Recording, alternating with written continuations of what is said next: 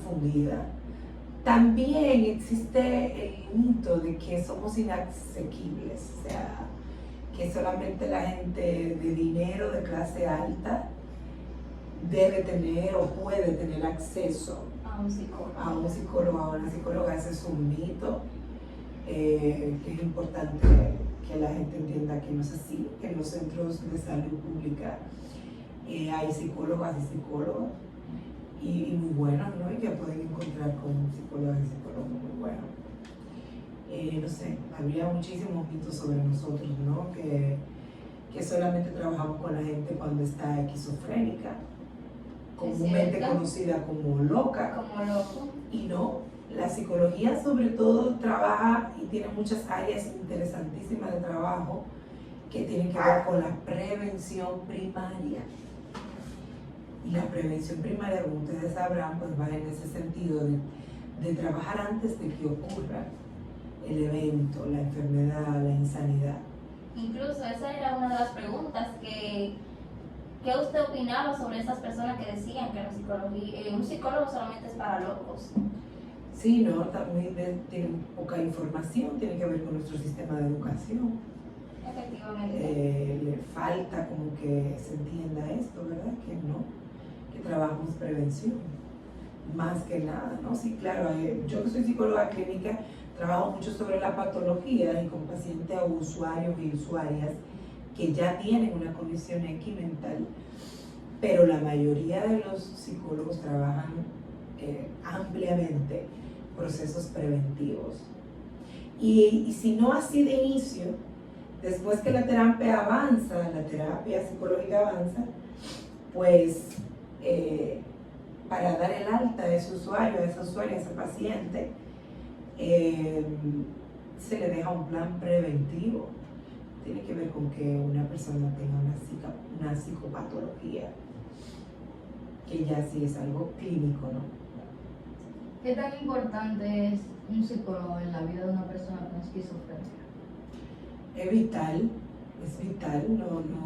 un esquizofrénico o una esquizofrénica no es funcional en ningún aspecto de su vida a partir de que debuta con la esquizofrenia, si no lleva un proceso terapéutico continuo de por vida, igual que psiquiátrico. Ahora bien, la mayor parte del tratamiento del esquizofrénico lo trabaja el psiquiatra, una gran parte, ¿no? Entonces, derivándonos a esa pregunta, usted dice que la mayor parte de una persona con esquizofrenia la trata el psiquiatra. ¿Qué parte trabaja el psicólogo en la vida de un esquizofrénico? La terapia conductual, la terapia ocupacional, el que pueda ser una persona funcional y que se pueda integrar en actividades cotidianas y diarias de la vida, ¿no? Y sobre todo que pueda interactuar con las demás personas. Esa parte, ¿no? Como que toda esa parte que tiene que ver con la conducta, con las emociones, y con el manejo de esa conducta y con el manejo de esas emociones. Pero lo que mantiene equilibrado al paciente, a la paciente esquizofrénica, que hay muchos tipos de esquizofrenia, es el tratamiento psiquiátrico que le pueda, que le aplica el psiquiatra, el tratamiento farmacológico que le aplica el psiquiatra. Excelente. Que tampoco lo puede dejar, tiene que llevarlo de por vida. Entonces son dos partes bastante importantes en la vida de ese paciente. Tanto la psicología como el psiquiatra podemos ver que cumplen dos papeles muy importantes en la vida del paciente. Vital, porque es que las esquizofrenias son la condición mental de un ser humano donde ya no hay retroceso, ¿no? O sea, esa persona, en lugar de mejorar, lo que va a ir es deteriorando con los años, a pesar de llevar el tratamiento. Sin el tratamiento imposible que pueda ser un ente funcional, que funcione en la vida cotidiana. Sin la terapia, imposible. Pero también hay otro aspecto importante. en el paciente o la paciente esquizofrénica y en la familia, ¿no? El apoyo que pueda tener de su familia, el conocimiento de la enfermedad.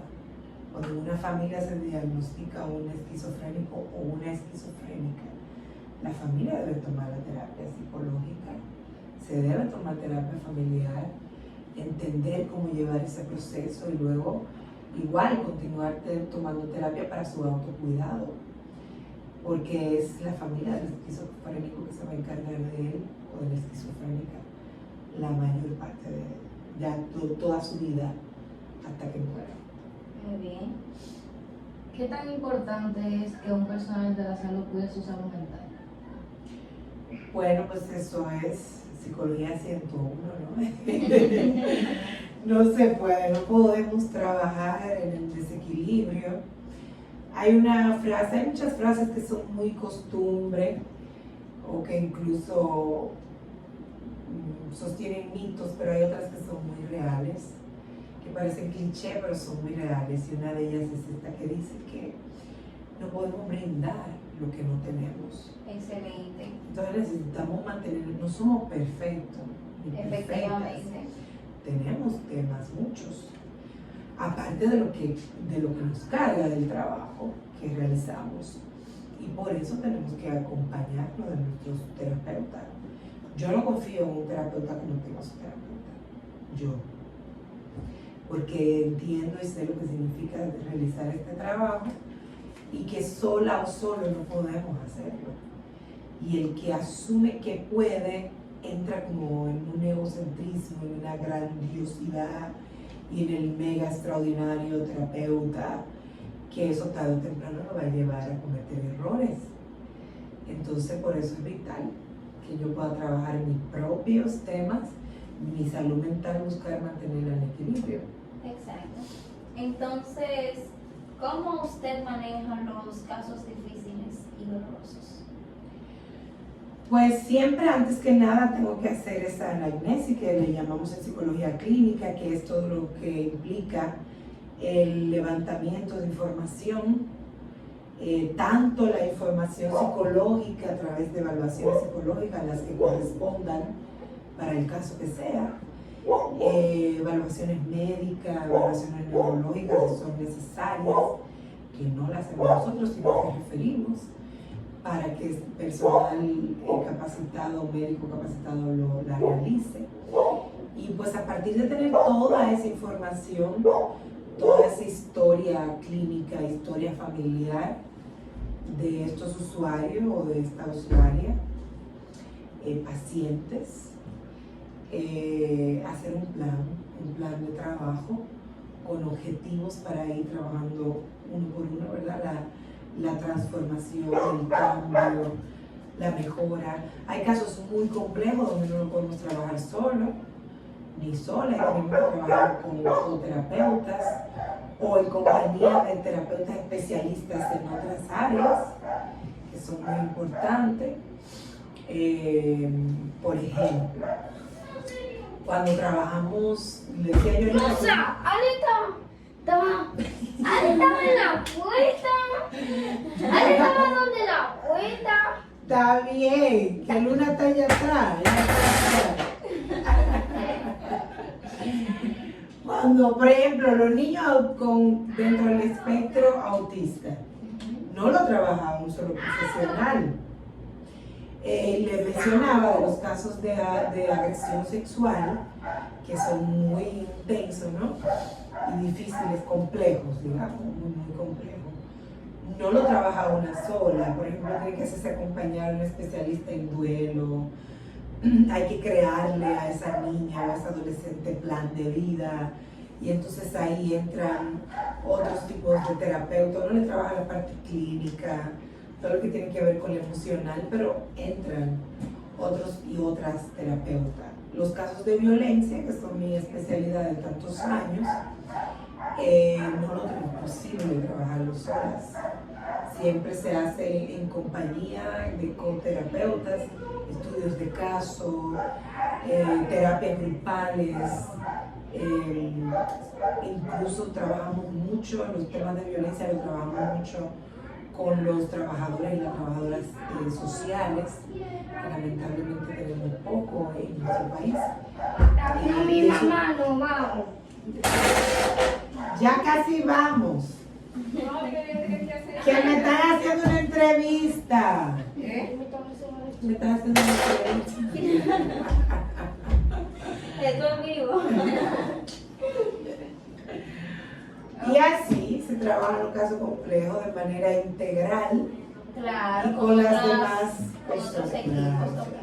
Entonces, una pequeña pregunta corta. Ajá, Usted, sí. cuando viene un caso traumático, como usted mencionó anteriormente, esos casos de niñas abusadas sexualmente, los hombres con conductas abusivas, tanto en el entorno familiar como infantil, todo, ¿cómo usted, Sobre todo abusiva con las mujeres. exacto, Sí. cómo usted enfrenta eso? O sea, psicológicamente usted, cuando llegan esos casos, ¿cómo se maneja? Como terapeuta siempre, porque no importa quién esté ante nosotros y nosotras como terapeuta, la persona que está delante de mí es un ser humano. Exacto. Es un ser humano que tiene una condición o que tiene un trauma o que ha cometido, en el caso de nosotras, las personas que trabajamos violencia, que ha cometido un delito. Pero yo tengo que ver que, independiente del delito, mi función con esa persona es aplicar la terapia que se pueda aplicar. Y hasta donde pueda, sí, hay casos que uno lo refiere porque quizás te impactan mucho o tú no quieres trabajar eso, ¿no? Yo tengo colegas que dicen, no, yo no puedo trabajar con una niña abusada, o no, yo no voy a trabajar con un agresor, o no, imposible, no puedo trabajar con la mujer maltratada porque